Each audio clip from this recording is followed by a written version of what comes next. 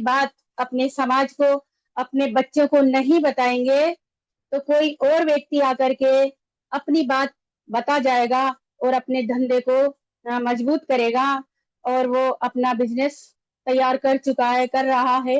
तो इसलिए बहुत जरूरी है कि हम अपने सद्गुरुओं की बात करें, उनकी वाणियों का प्रचार प्रसार करें, क्योंकि अब बाबा साहब नहीं आएंगे, सदगुरु कबीर साहब नहीं आएंगे, नानक साहब नहीं आएंगे, जितने भी हमारे सदगुरु हैं वो अब हमारे पास नहीं आएंगे, लेकिन उनकी विचारधारा हमारे पास है। यदि हम उनकी विचारधारा का प्रचार प्रसार करेंगे तो निश्चित रूप से हम अपने समाज को एक सही दिशा प्रदान कर सकेंगे, और ये समण संघ के माध्यम से हम बखूबी कर रहे हैं और आगे भी हम करते रहेंगे। तो मैं सबसे पहले तथागत गौतम बुद्ध से अपनी बात शुरू करूंगी। बुद्ध कहते हैं कि न ही वेरेन वेरानी समन्तिदः कुदाचनं अवेरेन च समन्ति एस धम्मो सनंतनु। बुद्ध क्या कहते हैं? बुद्ध कहते हैं कि वेर से वेर कभी भी शांत नहीं होता है, वेर को प्रेम से ही समाप्त किया जा सकता है। ऐस धम्मो सनातनो, यही सनातन धम्म है। तो सनातन धम्म क्या है? सनातन को और हम किस तरह से समझ सकते हैं? जिस तरह से अभी मनोरमा बहन जी ने बताया था कि धर्म क्या है, धर्म का अर्थ है स्वभाव। स्वभाव का मतलब कि जिस तरह से अग्नि का धर्म है जलना और जलाना, अग्नि का स्वभाव है कि कोई अपने आप को व्यक्ति हिंदू कहे, मुस्लिम कहे, जैन कहे, बौद्ध कहे, कुछ भी कहता रहे, यदि वो अग्नि में हाथ डालेगा तो अग्नि उसके हाथ को अवश्य ही जला देगी। तो इस अर्थ में धर्म सनातन है, क्योंकि वो किसी के साथ में भेदभाव नहीं करता। इसी प्रकार जल है, पानी है, पानी का स्वभाव है कि जो भी व्यक्ति पिएगा उसकी प्यास बुझ जाएगी, चाहे वो भारत का व्यक्ति हो, चाहे वो पाकिस्तान का व्यक्ति हो, चाहे वो अपने आप को हिंदू कहे, मुस्लिम कहे, जैन कहे, बौद्ध कहे, किसी भी संप्रदाय का व्यक्ति हो, जो भी व्यक्ति पानी पिएगा उसकी प्यास बुझ जाएगी। तो इस अर्थ में धर्म सनातन है। कुदरत का कानून जो सब पर एक समान लागू होता है, इसलिए ये सनातन है। जिस तरह से हम जानते ही हैं कि सभी प्राणी, सभी मनुष्य ऑक्सीजन से जिंदा है, तो ये प्रकृति का नियम है कि हम कार्बन डाइऑक्साइड से जिंदा नहीं रह सकते। इस अर्थ में धर्म सनातन है। तो इस बात को हम और अच्छी तरह से समझने के लिए हम कबीर साहब की बात लेते हैं। और वैसे मेरा आज का जो विषय है वो मैं अपनी बात रखना चाह रही हूँ, वो इस अर्थ में कि धर्म और संप्रदाय दोनों अलग अलग हैं। हम एक ही अर्थ में जब उन्हें मान लेते हैं, हम संप्रदाय को ही जब धर्म समझ लेते हैं, संप्रदाय को ही हम धर्म समझ लेते हैं, तो बहुत बड़ी हम भूल कर बैठते हैं, और इस अर्थ में हम धम्म की बहुत बड़ी हानि करते हैं। तो हम कबीर साहब की बात के हिसाब से समझेंगे कि कबीर साहब ने धर्म किसे कहा। गौर करने की बात है कि कबीर कहते हैं, दया राखो, धर्म को पालो, जग से रहो उदासी, अपना सा जीव सबको जानो, तभी मिले अविनाशी। अब हमें सोचना यह है, विचार ये करना है कि कबीर ने धर्म किसे कहा और हम धर्म किसे कहते हैं। कबीर कहते हैं कि दया राखो, धर्म को पालो। हम धर्म को तभी धारण कर सकते हैं जब हमारे भीतर दया है। धर्म का पालन तभी होगा जब हम ब्रह्मांड के सभी जीव जंतुओं के ऊपर दया करेंगे। यदि हमसे कोई पूछता है कि आपका धर्म क्या है, तो हम क्या बोलते हैं? क्या हम में से कोई भी व्यक्ति ये बोलता है क्या कि दया मेरा धर्म है, मैं दया का पालन करता हूँ, प्रेम मेरा धर्म है, शांति मेरा धर्म है? क्या कोई बोलता है क्या? नहीं, कोई नहीं बोलता, क्योंकि हमने शुद्ध धर्म को खो दिया है। तो अब हमें इस बात को गौर करना है कि हमारे जो गुरु हैं वो धर्म किसे कहते हैं और हम धर्म किसको कहते हैं। तो अपने आप को हम ठीक करेंगे कि दया को कबीर साहब ने धर्म कहा है। फिर कबीर की दो पंक्तियां और मैं इस बात की पुष्टि के लिए पेश करूंगी। कबीर कहते हैं, सत्य कहूं सत्य से बढ़कर न धर्म कोई, सत्य एक छोड़कर सब वणिज व्यापार है। सत्य सत्य ही धर्म है। तो हमारे तथागत गौतम बुद्ध भी क्या कहते हैं, मुसावादा वेरमणि सिक्खापदं समादियामि। बुद्ध की शील है ना कि झूठ नहीं बोलना है, सत्य का पालन करना है। तो इस तरह से हम देखते हैं कि सदगुरु कबीर साहब की वाणियों में वही बात है जो हमारे तथागत गौतम बुद्ध की वाणियों में है। एक बात और कबीर की ही वाणी से कि कबीर ने कहा कि जग से रहो उदासी और अपना सा जीव सबको जानो तभी मिले अविनाशी। अपने समान जीव को अपना जैसे जीव है वैसे ही सभी प्राणियों का जीव है। जिस तरह से हम दुखी होते हैं, हम बेचैन होते हैं, हम डरते हैं, हम मरने से डरते हैं, उसी तरह से सारे जीव जंतु जीना चाहते हैं, सभी प्राणी जीना चाहते हैं। इसलिए किसी भी प्राणी को मारना काटना नहीं चाहिए, यानी हमें हिंसा नहीं करनी चाहिए। तो तथागत गौतम बुद्ध की जो पहली शील है वो क्या है, पाणातिपाता वेरमणि सिक्खापदं समादियामि। हमें किसी भी जीव की हत्या नहीं करना चाहिए, ये तथागत गौतम बुद्ध की पहली शील है। तो वही बात सदगुरु कबीर साहब भी कहते हैं। तो कहाँ अलग है, कहाँ बात में फर्क है, यानी जो तथागत गौतम बुद्ध ने हमें पंचशील का सिद्धांत दिया है, वही शीलों की बातें, वही बातें हमारे सभी समण सदगुरु बताते हैं। तो हमें पंचशीलों का पालन करना चाहिए और पंचशीलों का पालन करने वाला व्यक्ति ही धार्मिक है, धार्मिक है। और जो शीलों का पालन नहीं करता है वो व्यक्ति अधार्मिक है। तो कबीर आगे क्या कहते हैं, कबीर कहते हैं कि जहां दया तहां धर्म है, जहां दया है वही धर्म है।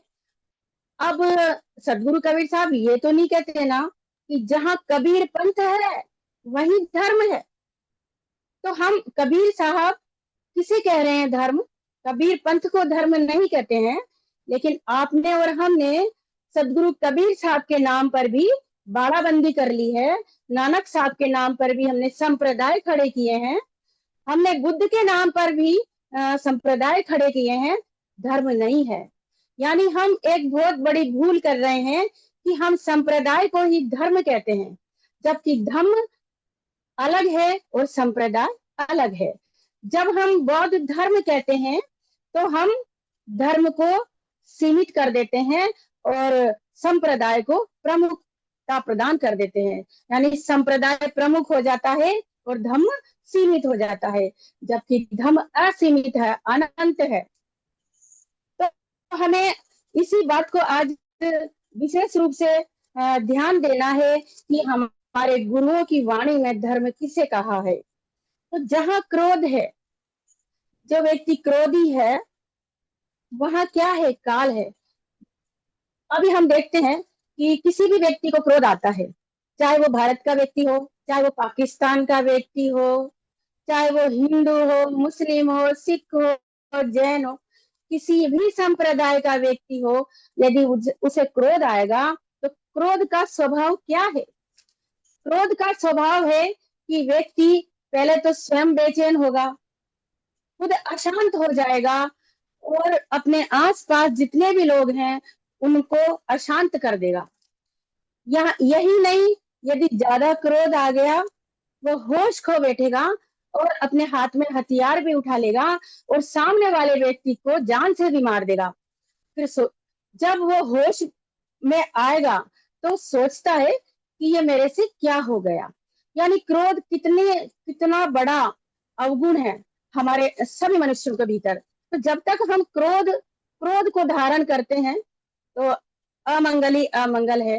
तो इसलिए हमें क्या करना चाहिए, हमारे बुद्ध ने हमें मार्ग बताया है, हमारे सभी सद्गुरुओं ने हमें वही तथागत गौतम बुद्ध का मार्ग बताया है कि हम अपने चित्त से समस्त विकारों को नष्ट कर दें और प्रेम शांति करुणा और भाईचारा अपने जीवन में धारण करें, तभी हम धार्मिक हैं, वरना हम अधार्मिक हैं। क्योंकि चित्त क्या धारण करता है, धारे की धम्मा, जिस धारण करे सो धर्म है, वरना कोरी बात, सूरज उगे प्रभात है, वरना काली रात। व्यक्ति ने क्या धारण किया है ये उसके ऊपर डिपेंड करता है। तो हमें सद्गुणों को धारण करना है और अकुशल कर्मों को नहीं करना है, यही धर्म है।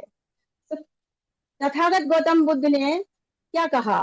तथागत गौतम बुद्ध ने कहा कि कुदरत का कानून है, इससे बचा न कोई। जो कुदरत का कानून है वही धम्म है। मेला मन व्याकुल रहे, निर्मल सुखिया हो। जिसने भी मन को मेला किया है, जिसने भी अपने चित्त में काम क्रोध लोभ मोह ईर्ष्या द्वेष को जगाया है, वह अपना मन मेला करता है और वह स्वयं दुखी होता है और सुख उससे बहुत दूर चला जाता है। तो धर्म हिंदू नहीं है, जैन नहीं है, बौद्ध नहीं है। तो धर्म न हिंदू बौद्ध है, धर्म न मुस्लिम जैन, धर्म चित्त की शुद्धता, धर्म शांति सुख चैन। अब हम ये देखते हैं इन विचारों के साथ में कि धर्म हमारे गुरु सदगुरु किसे कहते हैं। तो धर्म मन की शुद्धता है, सुख है और चैन है। हिंदू मुस्लिम जैन बौद्ध सिख ईसाई ये संप्रदाय हैं, ये धर्म नहीं है। क्योंकि संप्रदाय आपस में एक दूसरे को तोड़ता है, एक मनुष्य के बीच में दूसरे मनुष्य के बीच दीवार खड़ी करता है, और धर्म आपस में मनुष्य को जोड़ता है, वो तोड़ता नहीं है। कैसे तोड़ेगा? यदि हम सभी के साथ में मित्रता से रहेंगे, प्यार से रहेंगे, तो हम आपस में एक दूसरे को जोड़ेंगे, तोड़ेंगे नहीं।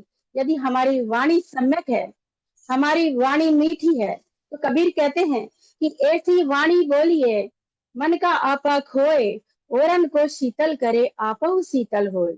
तो हमें अपनी वाणी चमक रखनी है, मीठा बोलना है, तभी हम अपने संग में, अपने समण संग में सभी समनों को हम जोड़ सकते हैं। तो धम्म का काम है जोड़ना और संप्रदाय का काम है तोड़ना। तो देखिए कि संप्रदाय न धर्म है, धर्म न बने दीवार। संप्रदाय तो धर्म नहीं है, क्योंकि ये व्यक्तियों को बांटता है। धर्म दीवार खड़ी नहीं करती है, धर्म सिखाए एकता, धर्म सिखाए प्यार। तो धर्म हमें एकता सिखाती है और धर्म हमें प्यार सिखाता है। भला आप ही बताइए कि हंसते हंसते मुस्कुरा करके भला कोई किसी का कत्ल कैसे कर सकता है? किसी का कत्ल करने के लिए व्यक्ति बहुत ज्यादा किसी से ईर्ष्या करेगा, द्वेष करेगा, अहंकार में पड़ेगा, तब जाकर वो किसी के साथ में किसी की हत्या कर सकता है, किसी का बुरा कर सकता है। इसलिए हमें अपने सद्गुणों को बढ़ाना है, सद्गुणों को धारण करना है, यही धर्म है। अब हमारे समाज में, हमारे देश में, विश्व की तो बात मैं नहीं करूंगी, लेकिन हमारे देश की बात करती हूँ कि हमारे देश के अंदर जो पाखंडवादी लोग हैं, उन्होंने धर्म के नाम पर क्या सिखाया है? कोई हिंसा करे, चोरी करे, झूठ बोले, बेविचार करे, बहन बेटी की इज्जत खराब करे, कितने भी बड़े से बड़ा पाप करे और जाकर के वो कुंभ में स्नान कर ले, तो उसके सारे पाप धुल जाएंगे, उसके सारे पाप दूर हो जाएंगे। तो ये हमारे समाज को सिखाया गया है, सिखाया जा रहा है। तो इस बात को जब कबीर साहब ने देखा तो उन्होंने क्या कहा? मैं अपनी तरफ से नहीं कह रही हूँ, मैं कबीर साहब की वाणी के माध्यम से अपने अपने विचार व्यक्त कर रही हूँ। तो कबीर ने क्या कहा? नहाए धोए क्या होवे रे अवधू, नहाए धोए क्या होवे, जब तक आत्म ज्ञान न जान्यो, मुक्ति कहाँ से होवे। कबीर साहब क्या कहते हैं कि नहाने धोने से तेरे पाप धुल जाएंगे, ये तुझे किसने समझा दिया? तू मुक्त हो जाएगा क्या? नहाने धोने से कोई व्यक्ति मुक्त नहीं हो सकता, क्योंकि उसके जो मन के विकार हैं वो नहाने से धुलते नहीं है। अच्छा, आप स्वयं ही एक इसका क्या कहूँ, खुद ही प्रैक्टिकल करके देख सकते हैं कि आप गंगा में जाके डुबकी लगाएं, 108 बार लगाएं, क्या आपका क्रोध चला गया? क्या आपकी ईर्ष्या चली गई? क्या आपकी वासना खत्म हो गई? यदि ऐसा है तो डुबकी लगाना सही है, और यदि ऐसा नहीं है तो गंगा में डुबकी लगाने से पाप नहीं धुलेंगे। कबीर क्या कहते हैं आगे कि क्या घट ऊपर मंजन कीना, भीतर मेल अपारा, सत्य ज्ञान बिना नरक न छूटे, चाहे धो 100 बारा। कबीर क्या कहते हैं कि अपने शरीर को धोने से, मंजन करने से यानी स्नान करने से कुछ होने वाला नहीं है, क्योंकि चित्त का मेल है, मन का जो मेल है वो धुलने वाला नहीं है। चाहे अपने शरीर को आप 100 बार धो लो, और इससे हमारा जो भवचक्र है वो मिटेगा नहीं। गंगा में डुबकी लगाने से भवचक्र रुकेगा नहीं। जब तक कि हम धम्म पथ पर नहीं चलेंगे, जब तक हम धम्म चक्र नहीं चलाएंगे, तब तक हमारा जो बार बार जन्म लेना और मरना है उससे हम बच नहीं सकेंगे। बार बार हमें देह धारण करनी पड़ेगी। तो कबीर कहते हैं कि देह धरे के दंड को भोगत है सब कोई, ज्ञानी भोगे ज्ञान से अज्ञानी भोगे रोई। जिसने भी जन्म लिया है तो जन्म लेते ही दुख है। तो बुद्ध कहते हैं ना, जन्म लेना दुख है, मरना दुख है, अपने प्रियजनों से बिछड़ना भी दुख है। तो हम इस अज्ञानता से इस अज्ञान को हम मिटा सकते हैं, अविद्या को मिटा सकते हैं। उसके लिए तथागत गौतम बुद्ध ने हमें मार्ग बताया है। मार्ग क्या है हम सभी लोग जानते हैं। उस मार्ग का अभ्यास करने के लिए हमें 10 दिन पर एक शिविर करना पड़ेगा, क्योंकि वो प्रैक्टिस का विषय है। उसका नाम है विपश्यना। कबीर कहते हैं कि क्या नट वेश भगवा वस्त्र, भस्म लगावे लोई, जो दादुर सुरसरी जल भीतर, हरि मुक्ति नहीं होई। कबीर कबीर क्या कहते हैं, आपने देखा होगा अभी कुंभ का मेला लगा था, भगवा वस्त्र धारण किए हुए न जाने कितने लोग बड़े बड़े जटाएं बड़ा करके, बड़ी बड़ी मालाएं पहन करके गंगा में स्नान कर रहे थे, अपने पाप धो रहे थे। और कई लोगों ने, कई शंकराचार्यों ने ये कहा भी कि गंगा में नहाने से पाप धुल जाते हैं। लेकिन हमारे गुरु, हमारे सदगुरु, हमारे जितने भी हमारे जो समान सदगुरु हैं, उन्होंने इस व्यवस्था की खंडना की है। तो भगवा वस्त्र धारण करने से कोई सन्यासी नहीं हो जाता। एक जो भगवा शब्द है वो तथागत गौतम बुद्ध का नाम भगवा है, और तथागत ने भी भगवा वस्त्र धारण किया था, लेकिन केवल वस्त्र धारण नहीं किया था। भग रागोति भगवा, भग दोषोति भगवा, भग मोहोति भगवा। सुकुति गौतम सिद्धार्थ ने अपने चित्त से सारे विकारों को भग्न किया था, भंजन किया था, नष्ट कर दिया था, फिर वो भगवा हो गए थे। यानी केवल वस्त्र धारण नहीं किया था, अपने चित्त को भी भगवा किया था। तो ऐसे ही यदि केवल वस्त्र धारण किया शरीर पे, आप काला पहनो पहनो, सफेद पहनो, नीला पहनो, उससे कुछ फर्क पड़ने वाला नहीं है, जब तक कि अपने अपने चित्त को हम भगवा नहीं करते हैं, भग्न नहीं करते हैं।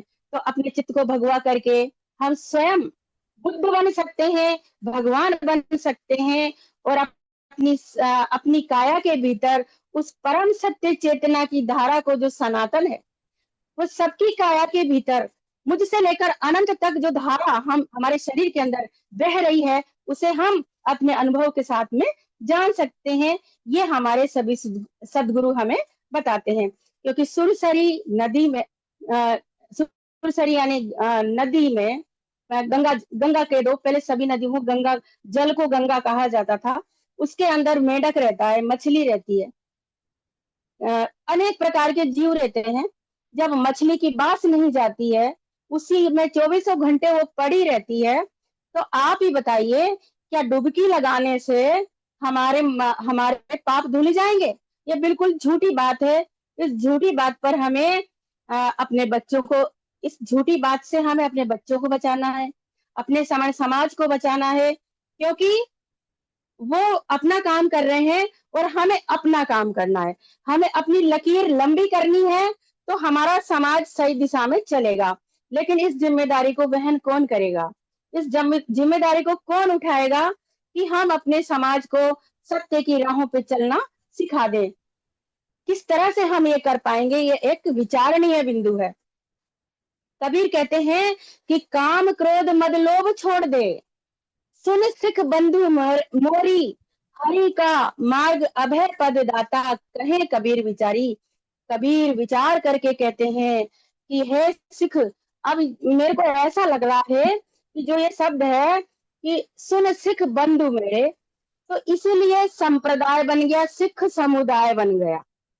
कि कबीर कहते हैं कि मेरी बात को सुनो और सीखो कि मैं क्या कह रहा हूं। काम क्रोध मद लोभ छोड़ दे, यही कह रहे हैं ना कबीर साहब कि अपने विकारों को छोड़ दो, अपने विकारों को शमन कर दो, नष्ट कर दो, मेरी बात को मानो, यही सही मार्ग है। मार्ग की बात कर रहे हैं कबीर साहब। कबीर साहब ये नहीं कह रहे हैं कि मेरी पूजा करो, मेरे नाम का स्मरण करो। कबीर साहब ऐसा नहीं कहते हैं। कबीर साहब भी वही कह रहे हैं कि मार्ग पे चलो, सत्य सत्य मार्ग पे चलो। और मार्ग भी कौन सा है? वही मार्ग है जो तथागत गौतम बुद्ध ने हमें बताया कि हम शीलवान बने, समाधिवान बने और प्रज्ञावान बने। तो कैसे बनेंगे शील समाधिवान, हम कैसे बनेंगे? तो उसके लिए हमें विपश्यना करनी पड़ेगी, अपने विकारों को शमन करना पड़ेगा, तब जाके हम शील समाधि और प्रज्ञावान बनेंगे। तभी हम धार्मिक बनेंगे और तभी हम समस्त समाज के लोगों को, कम से कम हम अपने समन समाज के लोगों को जोड़ पाएंगे, वरना हम नहीं जोड़ पाएंगे। तो कबीर आगे क्या कहते हैं? वैसे ज्यादा समय तो हो गया क्या सर, मैं अपनी बात खत्म करूं? ज्यादा समय हो गया क्या? हेलो मोतीलाल जी सर, तो मैं अपनी बात जारी रखूंगी। नए नए बहन जी, अभी जारी रखे, अभी टाइम है 5 मिनट। जी सर। चलो। जी सर।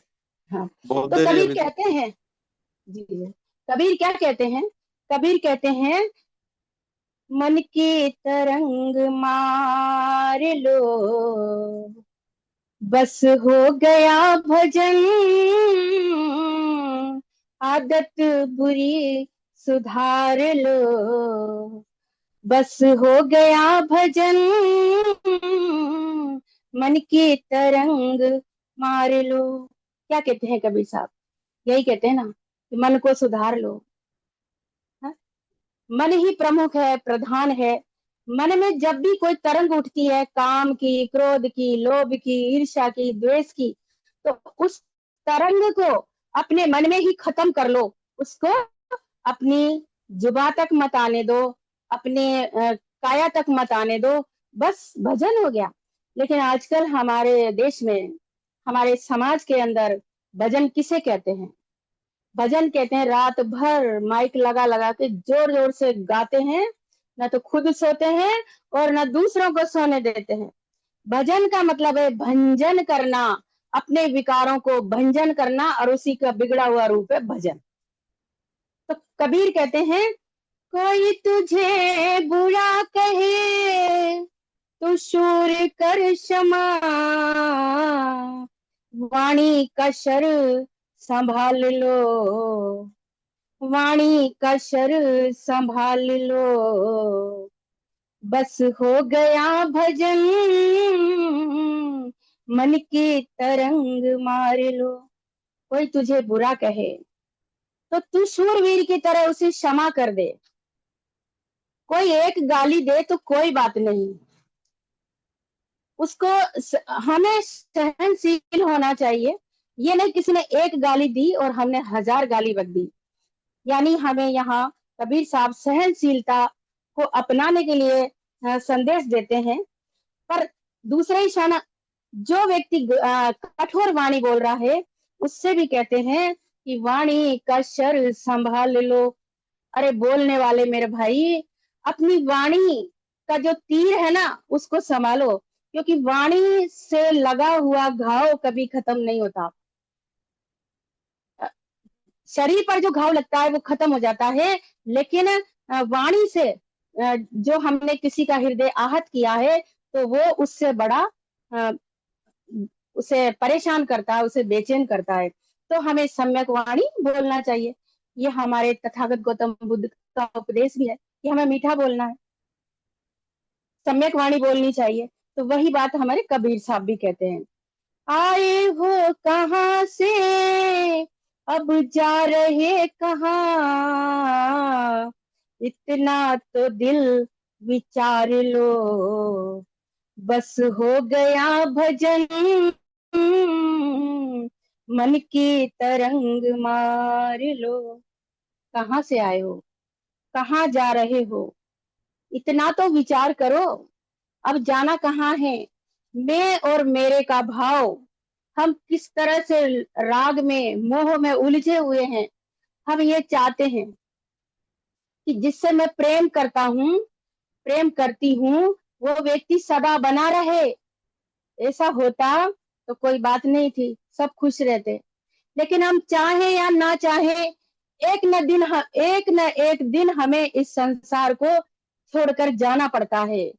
तो फिर जब हम अपने प्रियजनों से बिछड़ते हैं तो हमें कितना दुख होता है, कितनी तकलीफ होती है। लेकिन यह कुदरत का कानून है, नियम है, सनातन सत्य है कि जो भी आया है वो जाएगा, जिसने भी जन्म लिया है वो मरेगा। जन्म लेना, बूढ़े होना, रोगी होना और अंत में इस संसार से चले जाना।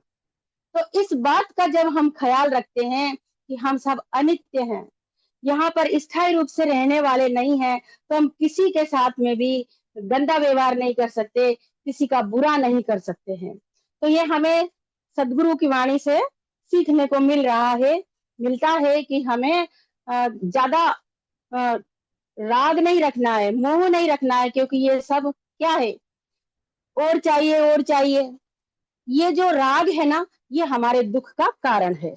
जैसा कि अभी बात हो रही थी इस राग पर, द्वेष पर, जितना गहरा राग उतना गहरा क्लेश है।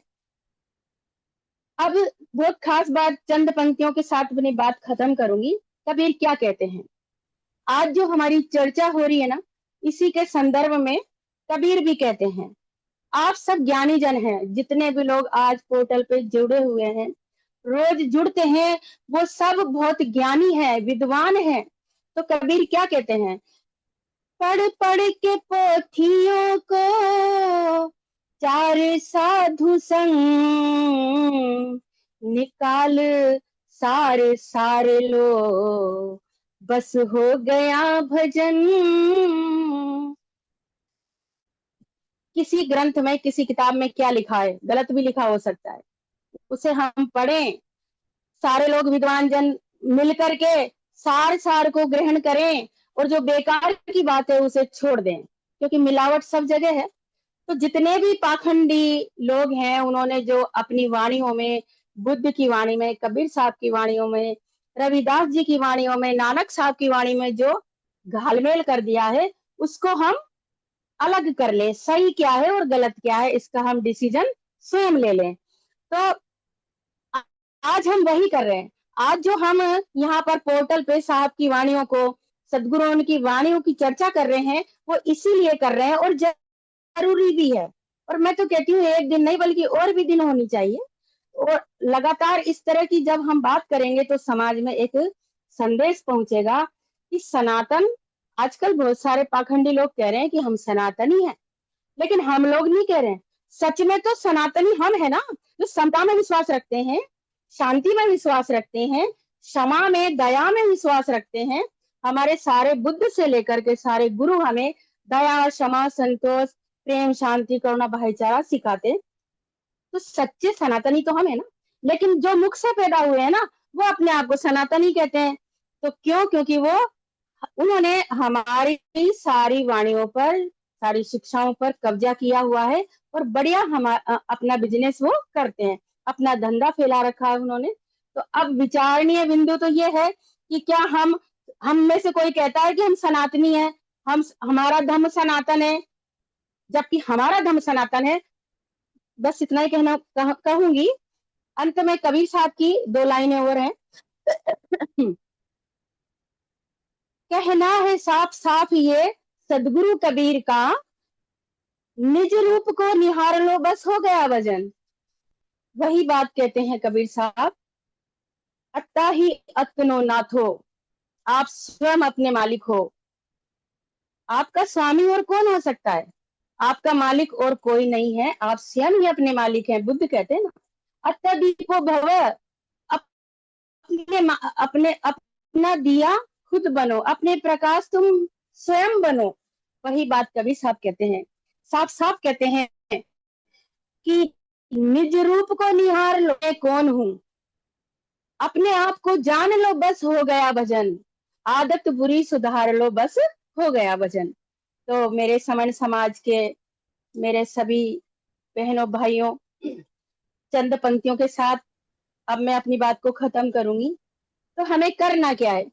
हमें अपने समाज के लोगों को अपने गुरुओं की वाणी को बताना है, धर्म और संप्रदाय में भेद करना सिखाना है, और पाखंडवाद को भी समझाना है कि क्या पाखंडवाद है। तब कहीं जाकर के हम एक संघ बन पाएंगे।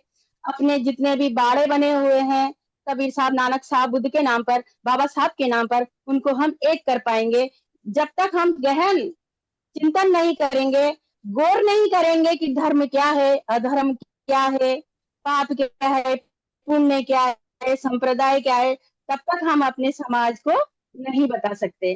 तो चंद पंक्तियों के साथ, वमनवाद की गिरफ्त में समता है, संभल जाओ, नहीं, नहीं, वमनवाद वमनवाद की गिरफ्त में समता है, संभल जाओ,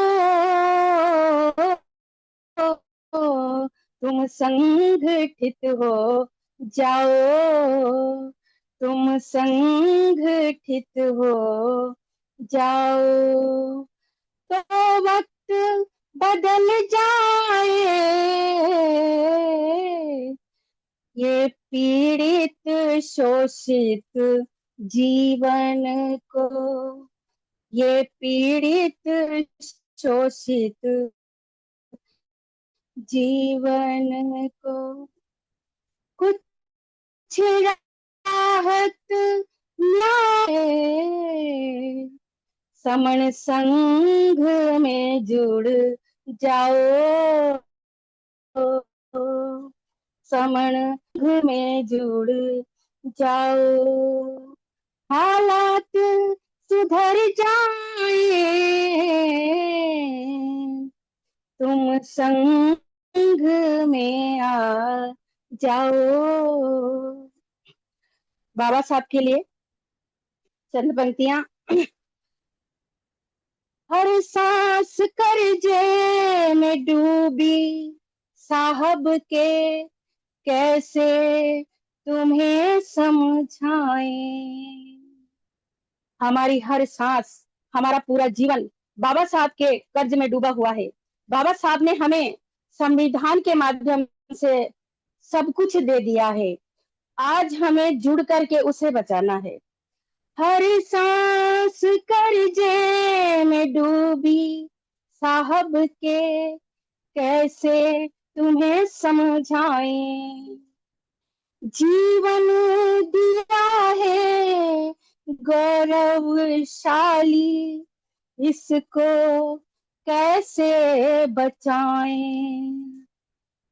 मिलके रहे हम, जुड़ के रहे हम, एक संघ बन जाए, मिलके रहे हम, जुड़ के रहे हम, एक संग बन जाए, तुम संग में आ जाओ, तुम संग में जुड़ जाओ, हालात सुधर जाए, इस पीड़ित शोषित जीवन को।